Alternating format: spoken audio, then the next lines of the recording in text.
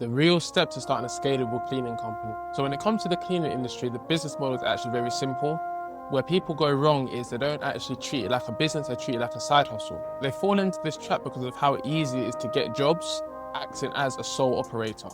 You know, you can get your first jobs very easily off sites like Trade, Bark, Nextdoor. And you know, when people realize that and they're actually getting paid from doing that, they lose the aspiration and they lose the vision of where you can actually take this business. This is a 6-figure business opportunity as long as you set it up correct. So most of you guys watching either are early stage entrepreneurs or you're looking to start a cleaning company. You're more likely to see success very early if you go into it with a specific mindset.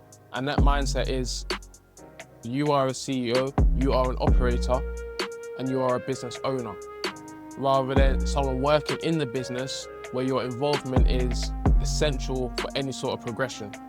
And when I say involvement, I mean labor stuff, admin heavy jobs, cleaning, site visits, marketing. These are all things that you should be overseeing, but not actually doing yourself. For those of you who don't know me, my name's Zayan. I've been in the cleaning industry for 4 years. I've mentored people and I've scaled up this exact business model over 20 times. And you know, if you act on 3 values similar to this video, you will actually make a lot of progress faster than you expect.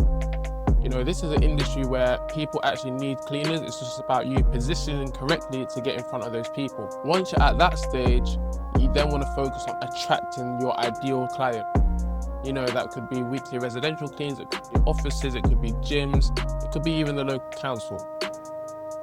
So I'm not going to miss out any key points and I'm not going to sugarcoat this industry. If you're just starting, this is a stressful business to launch, especially in your first year. You know, it mainly revolves around staff management, making sure people do exactly what you tell them to do and keeping track of multiple clients at one time. You know, you have to be very switched on. You can't really have a break for a week and just think you'll come back to it next week, you'll lose clients, your staff quality will drop. Then when you do come back the following week, the pieces, clients will notice the inconsistency and the fact that you're not organized, and then they'll drop off. This is about doing everything to a professional standard. To be a professional, you must act like a professional, and that should relate into your business as well. You need to have a clear goal when you're starting a business. Where are you looking to take it in the next year? It could be a set figure, it could be a set amount of clients, a type of client. It could also be franchising out or expanding out into surrounding towns and cities. You need to have a goal, otherwise you're just working without any direction. Like I said at the beginning of the video, clients are not really hard to find, so that's not the hard. The bit that takes a bit more precision in the execution is the scalability factor. To scale means you have an influx of inquiries all the time and you always have the staff capacity to handle. Then a level above that is where you don't really hear from the client, you don't really hear from the staff, you just hear on your monthly report on how the business is going. And that's only achievable, like I said, if you have a goal to get there. And from my personal experience, stress management is one of the integral factors to being able to operate a big business. A business that's operating in various areas around the country. You're handling multiple contracts, plethora of different types of staff. Your communication skills is different from one cleaner to another cleaner. Understanding people, developing your emotional intelligence is something that would definitely happen in your first year of business. Stress management is important because you need to be able to push through the stressful situations to produce the best outcome in the set scenario. For example, if a cleaner cancels, you cannot be pulling your hair out, you cannot be going mad. You need to be able to know how to source a new cleaner and also communicate with the client if necessary for any inconvenience. This is the industry where you cannot hide from your problems. You have to tackle face on. And me personally, that's taught me a lot about business and also a lot about myself. Mindset stuff out the way. A lot of it does sound cliche, but if you don't adopt these type of thought processes going into the business, you're gonna plateau at maybe 1-2K a month. Next thing you need to acknowledge is what your job in the business actually is. I mentioned at the beginning of the video, you should be working on the business and not in the business, or something similar.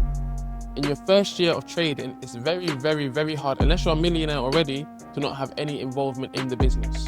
But it should be impactful. The action you take should have a direct correlation with the scalability and the client acquisition side of your business. You need to stay on top of sales, you need to stay on top of hiring, you need to stay on top of marketing, and you need to stay on top of client acquisition, as in the booking process. Those are your responsibilities. I'm not saying you need to be working in each one. You need to build a system for each one you can oversee or take a report back from. For example, Marketing. You can build a marketing engine where you give someone a brief on exactly the engagement you want them to be doing.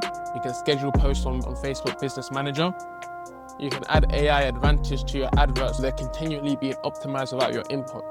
Now, this video isn't about systems, but that's just an example of what I mean. You have responsibilities, you work out how those responsibilities get taken care of, and then you outsource them or implement a system to take care of it while you don't have to be directly involved. You need to have your priorities straight. This is a fast cash grabbing industry. You want to take every payment you can if there's a profit. If you're not doing the job and your cleaner's doing the job, even if it's a £10 profit, you can use those pictures, use those clients as testimonials and case studies while making a passive income. I need to be on the cash 24/7. Your goal and your aim is to gather as much cash as possible, to embody the hustler persona. You're always trying to sell to someone, because if you step out your house, you'll know that this person could be a potential client, because everybody needs a cleaner, or everybody could do with a cleaner. Once you start doing this, you'll start spotting opportunities, you'll start having correct conversations to set you up for when that person does need a cleaner, or for when they talk to their mate who has an office who will need the clean. You need to be talking, you need to be networking, and you need to be trying to push the sale 24/7. Final talking point of this video is not working too hard on things you don't have. This is mainly targeted on staff management. Very early, I'll save you some headaches. Provide your cleaners with a cleaning checklist, make them read the health and safety documents, provide the training video they need to view before they go to any clean. And of course, always schedule a test clean before you send them to a real job. The cleaners should never need motivation to go to a job. There should never be any confusion with the job at hand with your cleaners. If there is any confusion, it's your responsibility to take the accountability that they misunderstood because of the way you communicated it to them. You're the business owner, they're the cleaner. You hired them to do a job that you want them to do. If they get that job wrong, the fault is with yourself for hiring somebody who either can't listen to simple instructions, or you just not understood that person on how they're going to receive that information most effectively. Each cleaner you might have to speak to slightly differently. Cleaners may need the checklist sent out to them every clean. Some cleaners may not. Some cleaners may need reminded of the standards. Some cleaners may not. It's your job to identify when you need to take these steps. Now, I'm saying this because you're early stages in your business. As you grow, you'll be able to vet and handpick better quality cleaners. But at the end of the day, it's a very entry-level job. You're going to get a bunch of applicants. A lot of people can clean. It's more about their standards staying high as you sign on more clients with them. So yeah, this was just a short video to give you a context and an insight to your first year of trading in the cleaning industry in a way where you're able to scale at will when the time's right.